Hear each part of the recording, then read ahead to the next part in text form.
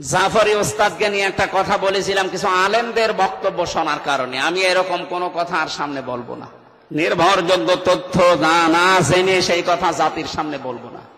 3 নম্বরে কয়েকদিন আগে বগুড়াতে এখন যিনি উপদেষ্টা হয়েছেন সরওয়ার মোস্তফা সরওয়ার ফারুকি, এনাকে আউট করে দিয়ে ওই জায়গায় আসিফ মাহতাব স্যারকে ইন করা হয়েছে। এই কথাটা আমাকে স্টেজে ওঠার আগে কয়েকজন হুজুর বলে দিয়েছিল, আমি নিজের থেকে বলি নাই। এখন যেহেতু শুনলাম পরে এসে, না ওনারাও আন্দাজে বলেছে নাই, কিন্তু ভুল তথ্য গেছে জাতির কাছে। তার ভেতরে 16 সালে একবার গিয়েছিল, এই যে পরিমণির নানা বলে একটা তথ্য বলেছিলাম, এই যে শামীম আফজাল, এটা আমি একজনের কাছে শুনে বলেছিলাম, এটা ভুল হয়েছে, মিথ্যা না, এটা ভুল হয়েছে। এটার জন্য আমি ক্ষমা প্রার্থী জাতির কাছে, আপনারা মন থেকে আমারে মাফ করে দেবেন। এরকম কথা আমি আর সামনে অন্তত বলবো না। দ্বিতীয় নম্বরে ওয়াইদা কিলা লাহুম তাআলাউ ইলা মা আনজালাল্লাহু ওয়া ইলার রাসূলি রাআইতাল মুনাফিকিনা ইয়াসুদ্দুনা আনকা সুদুদা। সূরা নিসার 61 নম্বর আয়াতে আল্লাহ জানিয়েছেন, নবী আপনি যখন বলবেন আসো আল্লাহর বিধানের দিকে আসো, রাসূলের আদর্শের দিকে আসো, নবী আপনি নিজেই দেখতে পাবেন রাআইতাল মুনাফিকিনা ইয়াসুদ্দুনা আনকা সুদুদা, ওরা আসবে, বিশ্বাস করবে, শুনবেও, কিন্তু যখন দেখবে যে না এগুলো আমাদের বাস্তবের সাথে মিলছে না, আমাদের প্র্যাকটিক্যাল লাইফের সাথে মুহাম্মদুর রাসূলুল্লাহর কথা মেলে না, তখন আস্তে করে আপনার কাছ থেকে ওরা পেছন ফিরে কেটে পড়বে। এরা হচ্ছে নির্ভেজাল টাটকা মুনাফিক। আর আমার মনে হয় এইটা বাংলাদেশে আছে। কথা বলেন না কেন? কেন বললাম বলেন তো? নবীজি ইন্তেকালের আগে জানিয়েছেন পৃথিবীতে মুনাফিক তৈরি হবে শুধুমাত্র মুসলমানদের ভেতরে। মুসলমান, ইহুদি, খ্রিস্টান, বৌদ্ধ, হিন্দু, মাজুসি এদের ভেতরে তৈরি হয় না, কারণ ওরা সরাসরি কাফের। না মর্যাদা থাকতে পারে ইহুদি, খ্রিস্টান, বৌদ্ধ, হিন্দু, তাই কি সব ওরা কাফের, সব কি? আর মুনাফিক যেটা, এটা তৈরি হবে কিয়ামত পর্যন্ত শুধুমাত্র মুসলমানদের ভেতরে। এখন যদি ভাই আমারে জিজ্ঞাসা করে আমি খ্রিস্টান দেখবো, আপনি আমেরিকা যাবেন খালি খ্রিস্টান পাবেন। যদি বলে আমি বৌদ্ধ দেখবো, মায়ানমারে যান বৌদ্ধ পাবেন। বলে আমি ইহুদি দেখবো, ইসরায়েলে যান ইহুদি পাবেন। হিন্দু দেখবো, পাশের রাষ্ট্রে যান ভারতে হিন্দু পাবেন। উনি যদি বলে আমি মুনাফিক দেখবো, এ বাংলাদেশে পাঠাতে হবে, কারণ এদেশে 96% মুসলমান। এদেশে মুনাফিক থাকার সম্ভাবনা সবচাইতে বেশি। বলুন, আমাদের চিন্তা ভাবনা করার বিষয় হচ্ছে আমি আবার মুনাফিক হয়ে গেলাম না তো, মুনাফিকের কোন জার্ম আবার আমার ভেতরে চলে আসলো না তো। কারণ যেহেতু সম্ভাবনা বেশি আছে। খলিফাতুল মুসলিমিন হযরত ওমর মাঝে মাঝে হুযায়ফা ইবনুল ইয়ামিন রাদিয়াল্লাহু তাআলা আনহু তাকে ডাক দিয়ে বলতেন, ভাই তোমার তো নবীজির গোপন অনেক কথা জানো, নবীজি ইন্তেকালের আগে মুনাফিকদের একটা লিস্ট তোমার কাছে দিয়েছিল যে মদিনায় এই এই লোক মুনাফিক। তুমি যেই জানাজার নামাজে যাও সেটা মুনাফিকি থেকে মুক্ত আছে। যে জানাজার নামাজে তুমি যাও না, বুঝতে হবে তার ভেতরে সমস্যা আছে। তুমি একটু ওই লিস্টের ভেতরে দেখো আমি ওমরের নামটা আছে কিনা। হযরত হুযায়ফা ডাক দিয়ে বলেন, খলিফা কি বলেন আপনি? আপনার নাম লিস্টের ভেতরে মুনাফিকের খাতায় থাকবে মানে? হযরত ওমর বলে, হুযায়ফা নবী ছাড়া কারো ঈমান নিরাপদ না। কে কখন বেঈমান হয়ে যায়, মুনাফিক হয়ে যায় বলা যায় না। তুমি এখন দেখো আমার নামটা যদি থাকে, এখনো তাওবার দরজা বন্ধ হয়ে যায়নি, এখনো সময় আছে, আমি এখনো পর্যন্ত তাওবা করে অন্তত ভালো হওয়ার সুযোগ আছে। আকাশের তারকা দেখতে পান রাতের বেলা, নবীজি বলেন কেউ যদি তারকা গণনা করে একদিন হয়তো তারকা শেষ করে ফেলবে গণনা করতে করতে। কিন্তু হযরত ওমর সে মুসলমান হওয়ার পরে নেকির কাছে আঞ্জাম দিয়েছে। কোন মানুষ যদি ওমরের নেকি গণনা করে জীবনেও শেষ করতে পারবে না। কোন পর্যায়ে ছিলেন তিনি? এই কথা বলেন কোন কারণে? দাঁড়িয়ে আছে দাঁড়িয়ে থাক, বসে আছে বসে থাক, কথা বলবেন না। আপনার দেখার দরকার নেই। কে দেখবেন কি? আমার কে রোগ ফুটেছে? আবার কথা বলেন। এই একটা আওয়াজ যেন না আসে।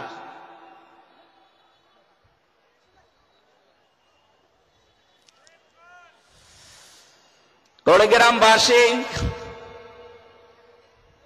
এই হাদিসটা শোনার পরে চিন্তা ভাবনা করা দরকার। তারপর যাই কোন জায়গায় ছিল আর আমি আছি কোন জায়গায়। জান্নাতের গ্যারান্টি যারা দুনিয়াতে পেয়েছে তার ভেতরে তিনি 2 নম্বরে। কোন রাস্তা দিয়ে হেঁটে গেলে শয়তান পর্যন্ত 40 দিন ওই রাস্তায় যেত না ভয়ে। কি ছিলেন বলেন তো তিনি? কিয়ামতের ভয় তার ভেতরে এমন ভাবে বদ্ধমূল হয়েছিল, তার জীবনীতে পেয়েছি। তিনি তার সন্তানটাকে মাদ্রাসায় দিয়েছিলেন। ওই সময় তিনি দেশের প্রেসিডেন্ট হযরত আব্দুল্লাহ বিন ওমর। এই টেবিলের উপর থেকে ওই জামানায় যিনি প্রধান বিচারপতি ছিলেন হযরতে আলী, তার সন্তান হযরত হুসাইন কলম ফেলে দিচ্ছে আর বলছে আব্দুল্লাহ তুলে দাও। 3 বার তুলে দেওয়ার পরে তিনি রেগে গেছেন। হযরত আব্দুল্লাহ বলেন হুসাইন বারবার কলম ফেলে দিলে আর আমাকে তুলতে বলো, আমি কি তোমার চাকর খাদেম নাকি? হুসাইন রাগ করে বলেই ফেলেছেন তুমি শুধু খাদেম না, খাদেমের বাচ্চা খাদেম। সাধারণ জেনারেল মানুষকে বললে সে রেগে যায়, আর উনি ওই সময় প্রেসিডেন্টের ছেলে। বাড়িতে যে বলছে আব্বা আমি আর মাদ্রাসায় যাব না, আমার ক্লাসমেট হুসাইন আমাকে গালি দিয়েছে, আমাকে না তোমাকেও ছোট করেছে আমার ছাত্রদের সামনে। তুমি যদি বিচার না করো তাহলে আমি মাদ্রাসায় পড়া বন্ধ করে দিলাম। হযরত ওমর জ্ঞানী ছিলেন, বিচক্ষণ ছিলেন। তিনি বললেন বাবা ঠিক আছে, বিচার তো এখন করা যাবে না, জমার দিন হাজারো মানুষ আসবে মসজিদে নববীতে, ওই সময় সবার সামনে বিচার করা হবে। তিনি জমার নামাজের খুতবা দিচ্ছিলেন, ডাক দিলেন, আলোচনা বন্ধ করে দিয়ে হুসাইন আসো। বলে হ্যাঁ সামনে আসো। তুমি আমার সন্তানটাকে মানুষের সামনে অপমান করে গালি দিয়েছো, গোলামের বাচ্চা খাদেমের বাচ্চা বলে। বলে হ্যাঁ দিয়েছি। কেন দিলে? হযরত হুসাইন বলে খলিফা বুকে হাত দিয়ে বলেন তো আপনি কি আমার নানার খাদেম ছিলেন না? হযরত ওমরের কথা বন্ধ হয়ে গেছে। ডাক দিয়ে বলে হুসাইন আমি তো এভাবে চিন্তা করি নাই, সত্যিই তো আমি তোমার নানার খাদেম ছিলাম, কিন্তু এই কথাটা তুমি যে বললে লিখে দিতে পারবা? কাগজ কলম নিয়ে আসেন। খেজুরের পাতা নিয়ে এসেছে, লিখে দিলেন ওমর আমার নানার খাদেম ছিল, আমি দেখেছি, ইতি হুসাইন ইবনে আলী। সই করে দিলাম। কাগজটা হাতে নিয়ে চমা খেলেন, ডাক দিয়ে বললেন নবীর সাহাবীরা বিচার হয়ে গেছে। ছোট মানুষ আব্দুল্লাহ তো বোঝে না, বলে বাবা বিচার তো আরম্ভই করলে না, শুরু করলে না, কি করে হয়ে গেল? হযরত ওমর বলে সন্তান যে বিচার করেছি শুধু দুনিয়া না, মরণের পরও কাজে লাগবে। আমি যখন মারা যাব এই কাগজটা আমার কাফনের ভেতরে দিয়ে দিও। মরণের পরে আল্লাহ যদি আমার জীবনের কিচ্ছু কবুল না করে, কিছু যদি আল্লাহর ভালো না লাগে, পছন্দ না হয়, এই কাগজটা আল্লাহকে দেখাবো, ডাক দিয়ে বলবো মালিক কাগজের দিকে তাকাও, দেখো তোমার নবীর নাতি লিখে দিয়েছে আমি নবীর খাদেম ছিলাম। এই ওসিলাই হলেও আজকে তুমি আমারে মাফ করে দাও।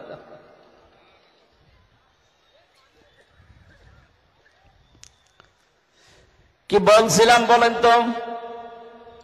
মুনাফিকের জাত যেহেতু মুসলমানদের ভেতরে তৈরি হয়, পাওয়া যায়, কি চিন্তা ছিল তার, এই পর্যায়ের মানুষ তারা।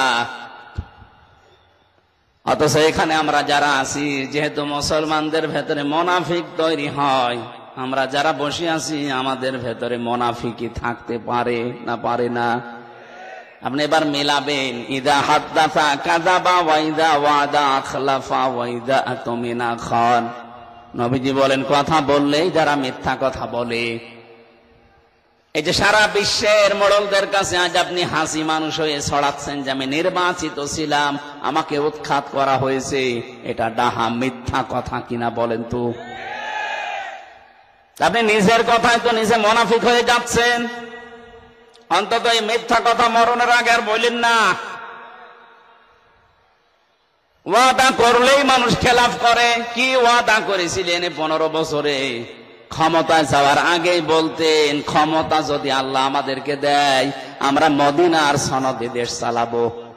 দেশ আপনি চালিয়েছেন মদিনার সনদে না, মোদির সনদে। একটু পাল্টিয়ে ফেলেছে। কোথায় মদিনার সনদ আর কোথায় মোদির সনদ? আকাশ পাতাল পার্থক্য। এ পৃথিবীতে 6 জন মানুষ হত্যাকারী তালিকায় আছে, তার ভেতরে মোদি একজন। আপনি ইন্টারনেট খোলেন, দেখবেন 6 জনের তালিকায় ওর নাম আছে। আপনি আর সনদ খুঁজে পেলেন না। মদিনার সনদ যদি নাও নিতেন, আফগানিস্তানের সনদ নিতে পারতেন। আপনি এমন মানুষের সনদ নিয়েছেন, মোদির সনদ। তার মতো নিজেও গণহত্যাকারী হিসাবে স্বীকৃতি পেয়ে গেছেন। 165টা মামলা তার বিরুদ্ধে এখন। আমার তো মনে হচ্ছে আমি 2টা মামলায় 3 বছর বিনা কারণে জেলে ছিলাম। ওনার 165টা মামলা, যদি এক মামলায় 1.5 বছর করেও জেল হয়, কব্বরে চলে যাওয়া লাগবে।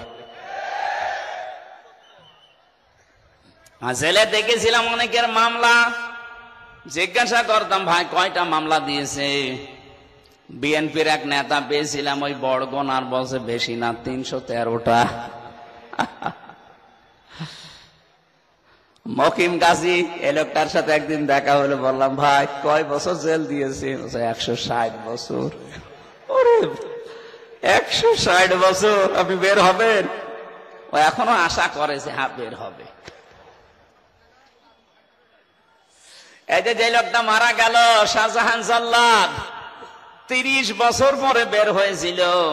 ওনারে প্রথম দিন আমার দেখা, কারাগারের প্রথমেই বললাম ভাই কে? বলে আমি সেই শাহজাহান জল্লাদ। ওরে বাবা, কয় বছর জেল আপনার? 130 বছর। কয় বছর আছেন? ওই সময় বলছিল 27 বছর। 3 বছর পরে বের হল, 30 বছর। একটা মানুষের 130 বছর, 160 বছর জেল। আমার তো মনে হচ্ছে গণহত্যার সাথে যারা জড়িত, আন্তর্জাতিক অপরাধ ট্রাইব্যুনাল অলরেডি গঠন হয়ে গেছে। যেটা ছিল ওইটাই নবায়ন করে এখন কাজ চালানো হচ্ছে। এক একটা মামলায় যদি ফাঁসি নাও হয়, 1.5 বছর করে তো জেল হবে। আমার মতো কথা বলছেন এখন। 165টা মামলায় কত হতে পারে বলেন তো? যা বয়স, কব্বরে যে আবার উঠবে, আবার জেলে যাবে, আবার উঠবে। সুতরাং এখন থেকে কোরআন আর হাদিসের বাইরে জেনারেল কোনো কথা বললে আমি চিন্তা ভাবনা করি, অথেন্টিক তথ্য 100% নিশ্চিত না হয়ে বলবো না। যেগুলো বলি কোরআন হাদিসের রেফারেন্স দিয়ে হেদায়েতমূলক কথা বলার চেষ্টা চালাবো ইনশাআল্লাহ। 2 নম্বরের বিষয় হচ্ছে আমার নাম নিয়ে জেল থেকে বের হওয়ার পর থেকে আরম্ভ হয়েছে, এখনো থামেনি একটা চক্র। এটা 018 এর পরে শেষে 16, এই নাম্বার দিয়ে বাংলাদেশের বিভিন্ন প্রান্ত থেকে ও বলে আমির হামজা বলছি, হুজুরের ডেট খালি আছে, আপনারা টাকা পাঠান, ডেট দিচ্ছি। এটা আমি ওপেন জানাচ্ছি, আমার দাওয়াত নিতে হলে আমাকে সরাসরি বাড়িতে যাবেন অথবা দেখবেন। উনি ভিডিও একটা কাটিং করেছে, কম্পিউটারের মাধ্যমে এডিটিং করে পেছনে সেট করে বলছে এই দেখেন হুজুরের সাথে কথা বলে, আমার মুখ নড়ায় আর কিভাবে কি সিস্টেম করে মানুষকে শোনায়। এটা একটা চক্র আছে। আমি এটা থানাতে দিয়েছিলাম। এর নামে আমি ডায়েরিও করেছি। ওনারা বলছে হ্যাঁ পাওয়া গেছে, এর বাড়ি হচ্ছে কুমিল্লা জেলার মুরাদনগর, এর নাম নয়ন দাস, এটা হিন্দু মানুষ। কিছু মুসলমানদের সাথে মিল করে আমার নামে এই টাকাগুলো বাংলাদেশের 5,000, 10,000, 20,000 করে খাইতে আছে, আজকেও খেয়েছি। সেদিন খুলনাতে অধ্যাপক মিয়া গোলাম পরোয়ারের কাছে 50,000 টাকা খেয়েছি। ওই দিন ওনার মাহফিল আমার, আমি কুষ্টিয়া থেকে বের হওয়ার সময় বললাম স্যার আমি বের হচ্ছি, অথচ ওই শয়তান কিভাবে কায়দা কৌশল করে ভিডিওটা ওনাকে দেখিয়ে বলছে এই দেখেন হুজুর টাকা চাচ্ছে, টাকা দিন। উনি মনে করছে কি আশ্চর্য, আমির হামজা আমার কাছে 50,000 টাকা চাবে। ও আবার বলছে যে টাকা আর যদি না দেন আমি ঘুরে গেলাম, আমি আসলাম না। ও ভয়তে টাকা দিয়ে দিয়েছে। পরে আমি যখন এসে পৌঁছালাম বলছে টাকা পেয়েছেন, কিসের টাকা? এটা আপনি কথা বললেন। কই আপনার সাথে তো আমি সেই বের হওয়ার সময় কথা বলেছি অডিও কলে। না আপনি ভিডিও কথা বললেন। এই চক্রটা এখনো কাজ করছে, আজকেও কুড়িগ্রাম থেকে টাকা নিয়েছে। সাবধান করছি সারা বাংলাদেশে এটা যাতে রেকর্ড হচ্ছে, প্রচার করে দেবেন। এই চক্র যেন আর একটা টাকা কারো কাছে খেতে না পারে। আমার দাওয়াত নেওয়ার সময় 4 আনা পয়সাও কাউকে দেওয়া লাগবে না। যদি কেউ টাকা চায় ওরে বেঁধে রাখবেন, ওরে পিটিয়ে আমি নিজে ওই জায়গায় আদা মারা করে ফেলবো। এটা আমার দায়িত্ব, কোরআন প্রচার করা এটা আমার দায়িত্ব। আসার পরে যা করবেন ওটা আপনার দায়িত্ব।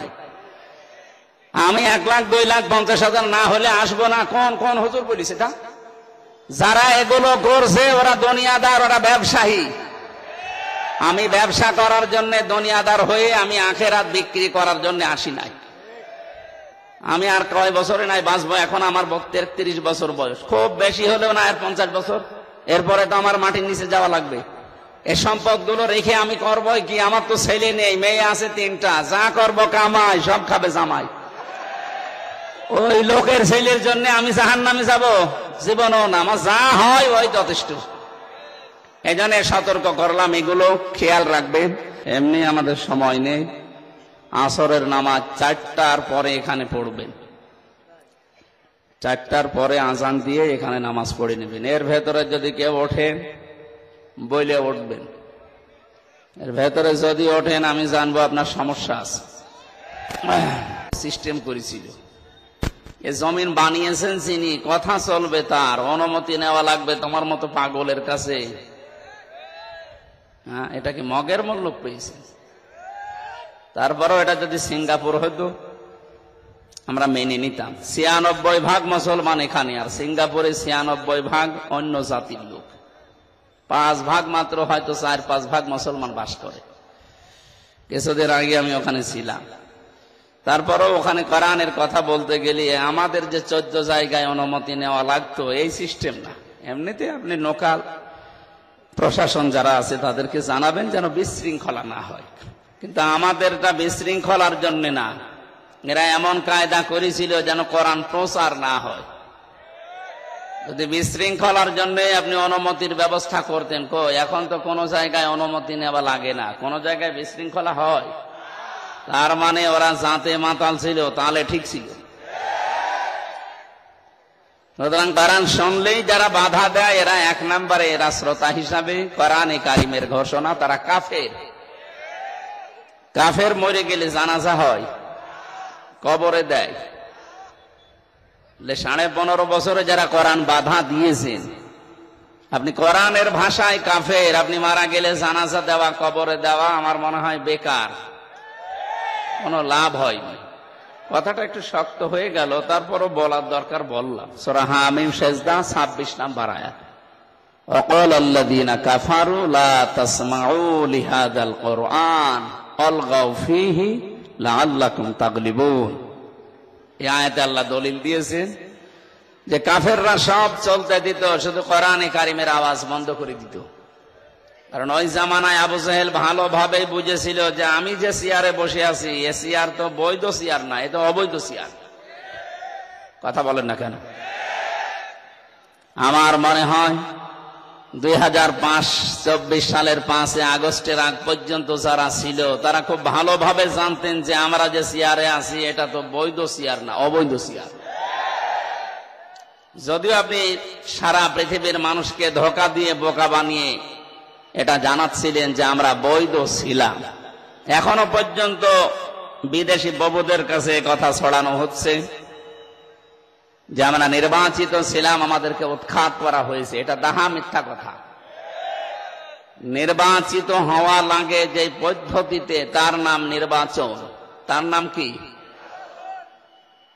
এই 15.5 বছরে দেশে নির্বাচন হয়েছে। যদি কুকুরকেও জিজ্ঞাসা করেন, কুকুরও বলবে না, হয়নি। শয়তানকে জিজ্ঞাসা করলে সেও বলবে একটা কথা বললেন। আমি শয়তান, তো এত বড় শয়তানি করি না। আপনি ঘোড়াকে জিজ্ঞাসা করলে ঘোড়াও হাসবে, বলবে কি বলেন আপনি? হ্যাঁ, যেখানে নির্বাচনের আগে 154 জন ঘোষণা হয়ে যায়, যেখানে দিনের ভোট রাতে হয়ে যায়, তো এই জায়গায় আপনি মানুষকে বোঝাচ্ছেন যে আমি নির্বাচিত ছিলাম। একটা হাজি মানুষ এত বড় দাহা মিথ্যা কথা বলতে পারলেন? আমি আর নিচে নামলাম না।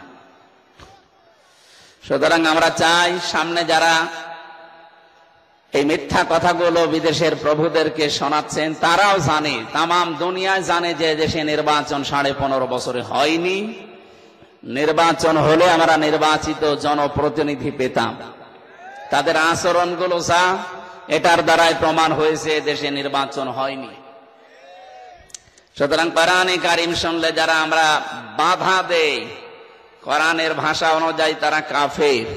এখানে ওই শ্রোতা নেই না, এখানে নেই এখন। দ্বিতীয় নম্বরে কোরআনে কারিম শুনতে আসে, বিশ্বাস করে, এ কথাও জানে যে হামজা যা বল